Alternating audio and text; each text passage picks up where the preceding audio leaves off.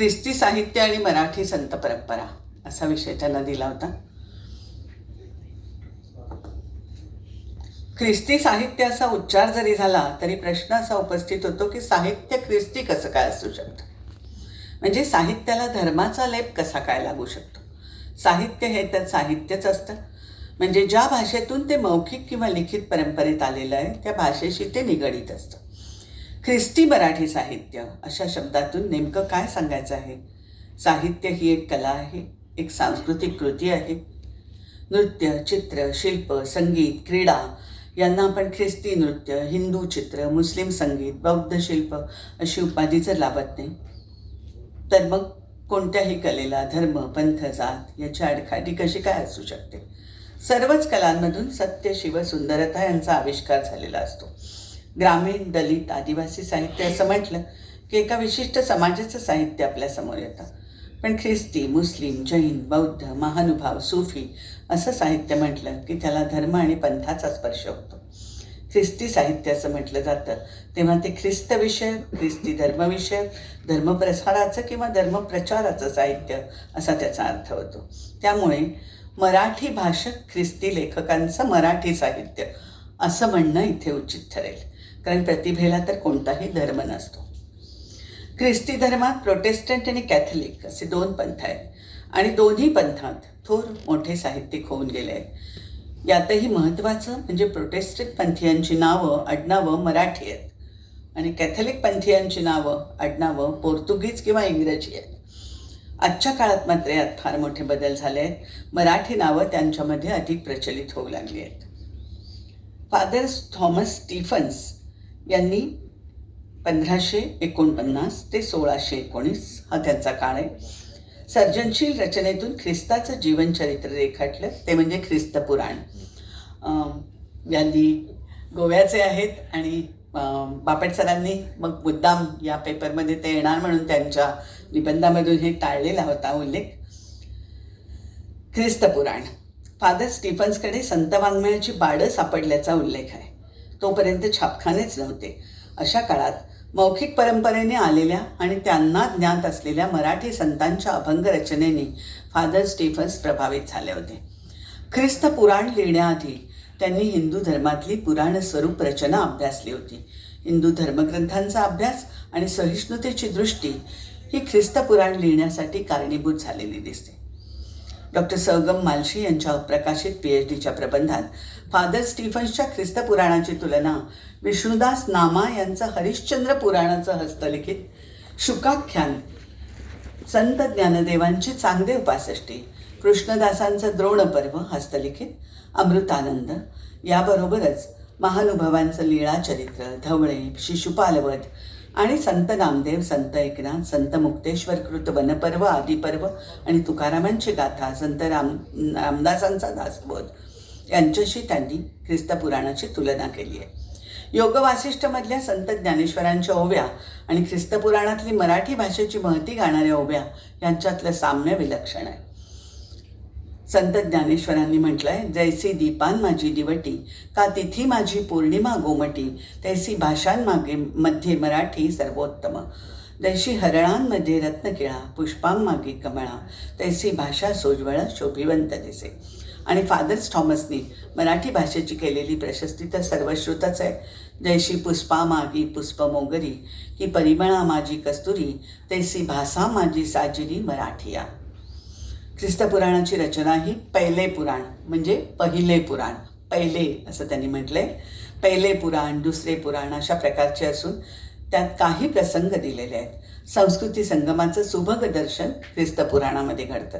Father Thomas Stephen's Catholic पंथीय हे इंग्लंडमधून आलेले जेझ्विट संस्थेचे दीक्षित धर्मगुरू.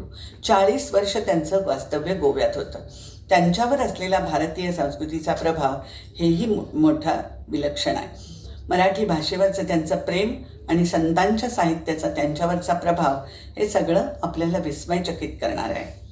परदेशीय कॅथलिक पंथीय एस्टिएन द ला कुवा यांनी 92 अभंगांमध्ये ख्रिस्ताचं वधस्तंभारोहण लिहिलेलं आहे. संत पीटर पुराण हेही 1871 ओव्यांचं आहे.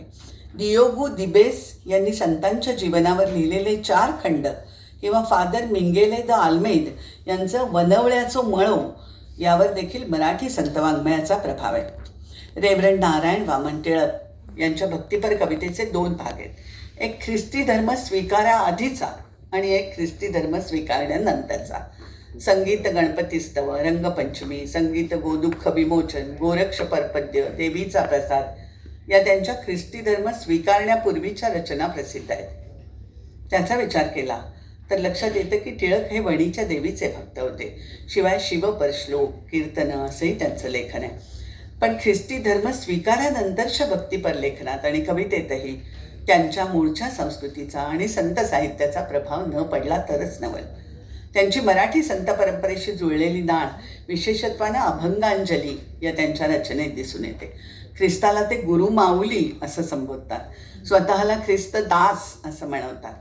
तुका निर्मित सेतूवरुनी मी आलो तुझ्याकडे ख्रिस्ता असं ते म्हणतात. तुका म्हणताच कोणी प्रेमलहरी माझ्या मनी असं त्यांनी लिहिलं आहे. आद्य कीर्तनकार संत नामदेव यांचा प्रभाव टिळकांच्या कीर्तन स्वरूप रचनांवर आहे. तथापि मराठी भाषक ख्रिस्ती समाजात कीर्तन परंपरा रूढ केली ती त्याआधी कृष्णराव रत्ना सांगळे यांनी 1862 त्यांनी पहिलं कीर्तन अहमदनगरमध्ये केलं होतं. लक्ष्मीबाई टिळकही कीर्तन करत असत हे इथे विशेष लक्षात घेण्यासारखं आहे. रेव्हरंड टिळकांनी मराठी संतांनी वापरलेली रूपकं आपल्या ख्रिस्ती भक्तिगीतांमध्ये वापरलेली आहेत. परमेश्वर माऊली, भक्त म्हणजे लेकरू, गुरु आणि शिष्य, स्वामी आणि दास, बंधू आणि सखा असे नातेसंबंधही ते वापरतात.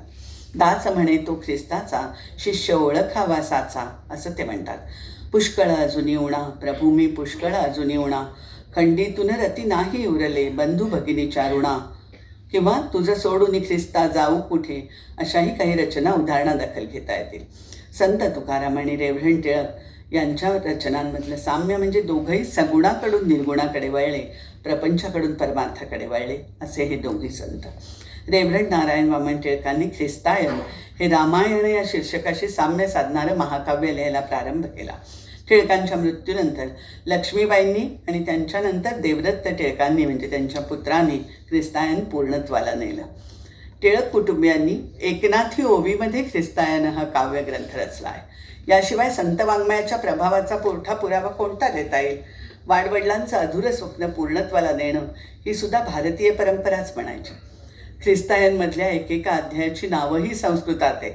अथ ख्रिस्तायने मंगलनाम प्रथमोध्याय, अथ ख्रिस्तायने आश्वासन नाम तृतीयोध्याय अशा प्रकारच्या रचनांनी रेव्हरंड टिळकांनी ख्रिस्ती उपासना देशी बनवण्याचा प्रयत्न केला आणि मराठी संत परंपरेशी असलेले आपले स्नेहबंध कायम ठेवले. अर्थ नराची भार्या अद्वय मित्र नराचा असं जिचं वर्णन रेव्हरंड नावा टिळक यांनी माझी भार्या या काव्यात केलं आहे. त्या लक्ष्मीबाईंच्या एकूणच साहित्यात आंतरधर्मीय सुसंवाद दिसून येतो. लक्ष्मीबाई टिळकांनी ख्रिस्तायनमध्ये लिहिलेल्या 64 अध्यायांवर संत वाङ्मयाचा प्रभाव आहेच, पण त्यांच्या कवितांमधूनही त्याचं प्रत्यंतर येतं. प्रभूचा पाळणा या त्यांच्या वृत्तबद्ध गीतरचनामध्ये सहजपणे संत प्रणित बाळक्रीडेच्या अभंगांची आठवण येते. पंडिता रमाबाई यांच्या भक्तिगीतांवर संस्कृतचा आणि संत वाङ्मयाचाही संस्कार दिसतो. पवित्र शास्त्र या बायबलच्या भाषांतरात भारतीय संकल्पना त्यांनी नाकारल्या असल्या तरी माय लेकरू, गुरु माऊली अशा प्रतिमा त्या वापरतात. देवाची स्तुती नामक गीताची सुरुवात ज्ञानेश्वरीतल्या ओम नमोची आज्ञा वेद प्रतिपाद्या याप्रमाणेच त्या करताना दिसतात. त्या लिहितात सुवंद्य देव परात पर स्तवा हो त्याला खाली बरं. पंडिता रमाबाईंनी आरतीही लिहिलेली आहे. जयगीत या आरतीत त्या लिहितात जयदेव जयदेव जय सत्यदेवा, पिता सुता आत्म्या त्रैक्या यहोवा, जयदेवा जयदेवा. देववाणी परिदेखितम हे रमाबाईंचं संस्कृत काव्य ख्रिस्ती धर्म स्वीकारण्याआधीचं आहे आणि त्यात त्यांनी मातृभाषा संस्कृतची महती गाळलेली आहे. महिपतींचा अमेरिकन अवतार असं ज्याचं वर्णन डॉक्टर राचिम ढेरे यांनी केलं आहे ते रेव्हरंड जस्टिन ॲबट हे तर मराठी संतांच्या शब्दसहवासातच साधक बनत चालले होते. त्यांनी वेदांताचा अभ्यास केला होता. मराठी संतांची ओळख इंग्रजीत करून देण्याची आवश्यकता त्यांना पटली होती. महाराष्ट्र संत कविमाला त्यांनी प्रसिद्ध केली. स्तोत्रमालामध्ये संत ज्ञानेश्वरांपासून महिपतींपर्यंतच्या संत कवींच्या स्तोत्ररचना एकत्र केल्या. हरिभक्तीपरायण रा पांगारकरांच्या प्रतीचा आधार घेत त्यांनी ते भाषांतर केलं आहे. ॲबट यांच्या ग्रंथाच्या अर्पण पत्रिका त्यांचं मराठी मातीशी आणि संत विचारांशी असलेल्या सख्य दर्शवतात. दासो दिगंबर हा ग्रंथ त्यांनी महाराष्ट्र सारस्वतकार वि. ल. भावे यांच्या स्मृतीला अर्पण केला आहे. भारतीय संतांचं साहित्य आणि आध्यात्मिक दिग्दर्शन करणारे थोर महात्मे यांचा वैचारिक वसा आपल्याला आदर्शवत असल्याचं त्यांनी धीटपणाने सांगितलं आहे. भारतापासून हजारो कोस दूर असलेल्या अमेरिकेत त्यांचं निधन झालं तेव्हा आपल्या मृतदेहाचं दहन करावं अशी इच्छा त्यांनी व्यक्त केली होती. आता काही आधुनिक कवी प्रल्हाद शांतवन रणदिवे वृत्तबद्ध आणि छंदबद्ध अशा त्यांच्या भजन संग्रह आणि भजनावली या संग्रहांवर रचनेच्या बाबतीत संत रचनेचा संपूर्ण प्रभाव आहे. C.B. दोडती यांचा पहिला कविता संग्रह भक्तिप्रधान आहे. जयंतकुमार त्रिभुवन यांच्या रचनांच्या संदर्भात रवींद्र घवी यांनी लिहिलं आहे. त्यांची शब्दकळा मराठमोळी आहे. राधाकृष्ण, मीरा, कदंब, अश्वत्थमूळ यांच्या पुराणकथांचे समृद्ध संदर्भ आहेत. भारतीय तत्त्वज्ञानातल्या संकल्पनाही तिथे सहज अवतरल्या आहेत. निरंजन उजगरेंच्या कवितेविषयी विंदा करंदीकरांनी म्हटलं आहे, संत साहित्यानंतर धर्मभिंती पल्याडची वाट अथवा पाऊलखुणा दाखवून देणारा हा नवा कवी आहे. जॉर्ज लोपिसच्या कवितांमध्ये ख्रिस्त आणि हिंदू संस्कृती, तत्त्वज्ञान यांचा सुरेख संगम दिसतो. सिसिलियाच्या कवितातलं संदर्भ विश्व धार्मिक वेगळेपणा ओलांडून जगणाऱ्या स्त्रीचं असल्याचं डॉक्टर अरुणा ढेरे यांनी म्हटलं आहे. त्यांच्या कवितेत धार्मिक समन्वयाचा सूर आंतरधर्मीय सुसंवादाचं चित्र घेऊन येतो. विविध वाङ्मय प्रकारातील गद्यलेखनात मराठी भाषक ख्रिस्ती लोकांच्या सान्निध्यात भारतीय मूल्यांचं प्रतिबिंब दिसतं. लोकसाहित्यातल्या अनेक कथाही ख्रिस्ती लेखकांच्या साहित्यात सुखेनैव वावरताना दिसतात. फादर हिलरी फर्नांडिस यांनी गीत बायबल हा वृत्तबद्ध असा काव्यग्रंथ 2022 साली प्रसिद्ध केला आहे. ख्रिस्त पुराण, ख्रिस्तायन यानंतर 21व्या शतकातलं हे महाकाव्य आहे आणि या महाग्रंथाच्या पूर्वपीठिकेत त्यांनी गीत बायबल अर्थात ख्रिस्त गीतगांथा हा पुराण ग्रंथच असल्याचं म्हटलेलं आहे.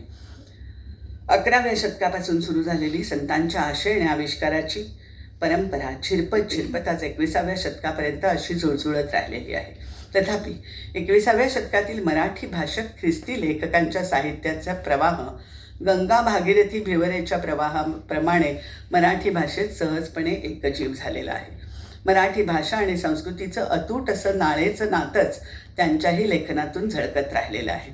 या कालखंडानुसार त्यांची वैशिष्ट्य तपासली तर पोर्तुगीजकालीन साहित्य हे परकीय कॅथोलिक पंथीय धर्मप्रसारकांनी तत्कालीन हिंदुस्थानातली स्थानिक भाषा आत्मसात करून लेखन केलेलं असल्यानं मौखिक परंपरेनं चालत आलेल्या स्थानिकांकडून ज्ञात झालेल्या आणि उपलब्ध साधनांपैकी पासोडी, भूर्जपत्र इत्यादी बाडांमधून समजलेल्या रचनांवर हुकूम किंवा त्यांच्या आधारे त्यांच्या आविष्काराची रचना पद्धत दिसते.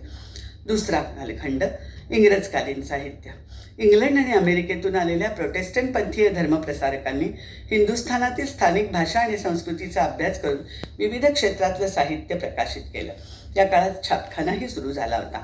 मराठी आणि मोदी गद्यमुद्रणाचा ओनामा करणारे पहिले इंग्रज पंडित हा कालखंड मराठीच्या जडणघडणीचा कालखंड होता. अनुवाद, कोशवाङ्मय, भाषांतरं, व्याकरण अशा सांस्कृतिक कार्याला सुरुवात झालेली होती. ख्रिस्ती धर्म प्रसारामुळे समाजातल्या अनेकांनी ख्रिस्ती धर्म स्वीकार केलेला असल्याने त्यांच्याकडून विविध वाङ्मय प्रकारातून साहित्य येऊ लागल्याने संत साहित्याचे संस्कार त्यांच्यात मुरलेलेच असल्यामुळे त्यांच्या लेखनातून ते आपसुकच आविष्कृत झालेले दिसतात. तिसरा कालखंड स्वातंत्र्योत्तर काळातला. महामहोपाध्याय दत्तवामन पोद्दारांनी ज्याला मिशनरी मराठी म्हटलं त्या वळणातून बाहेर पडलेली पिढी या काळात लेखनरत होत होती. विशेष म्हणजे प्रोटेस्टंट आणि कॅथोलिक पंथीय लेखक लिहित होते. कॅथोलिक पंथीयांचं आरंभीचं लेखन बरंचसं धार्मिक स्वरूपाचं होतं. प्रोटेस्टंट पंथीयांचं साहित्यिक मूल्य असलेलं लेखनही या काळात प्रकर्षानं प्रसिद्ध होत होतं. या काळात रॉक कार्लसन, C.B. दोडती, फ्रान्सिस नुनिस, इनास कून, अँड्रूज कोल्सो तसेच धर्मगुरू फ्रान्सिस दिब्रिटो, धर्मगुरू हिलरी फर्नांडिस हे लेखन करत होते. त्यांच्या लेखनावर थोड्याफार प्रमाणात मराठी संत परंपरेचा प्रभाव होता, पण तो पुसट होऊ लागला होता. आणि 90ओत्तर कालखंड जागतिकीकरणाच्या काही वर्षातच बरीच उलथापालथ झाली. विभिन्न सांस्कृतिक पार्श्वभूमी असलेले समाज या काळात लेखन प्रवृत्त झालेले दिसतात. या काळात टोकाच्या प्रवृत्ती दृश्यमान होताना दिसतात. तत्ववादी आणि धर्माकडे पाठ फिरवलेले. या काळात प्रमुख कवींमध्ये Niranjan Ujgare, George Lopes, Nandkumar Shete, Raman Randive, Simon Martin, Sudhir Brahme, Priyadarshan Bandel यांचा समावेश करावा लागेल. जाती धर्मापलीकडे जाऊन मानवतावादी दृष्टी त्यातून सूचित होते. मराठी भाषा आणि संस्कृतीचा प्रभाव पचवत मूल्याधारित आशय त्यातून प्रतीत होतो. भारतीय संतांचं साहित्य आणि आध्यात्मिक दिग्दर्शन करणारे थोर महात्मे यांचा वैचारिक वसा आपल्याला आदर्शवत आहेच. तथापि भारतीय मूल्य देणारी संस्कृती मराठी भाषक ख्रिस्ती लेखकांमध्ये छान झिरपत जाऊन संपृक्त झालेली त्यांच्या साहित्यातून दिसून येते. धर्माच्या सीमा ओलांडून त्यांचं लेखन निखळ मराठी भाषा आणि संस्कृतीशी संगम साधणारं झालं आहे आणि संतांची वसुधैव कुटुंबकम ही उक्ती आणि हे विश्वच माझे घर ही संतवाणी या तत्वाचं झालेलं सिंचन मराठी मातीत मुरलं गेलं आहे.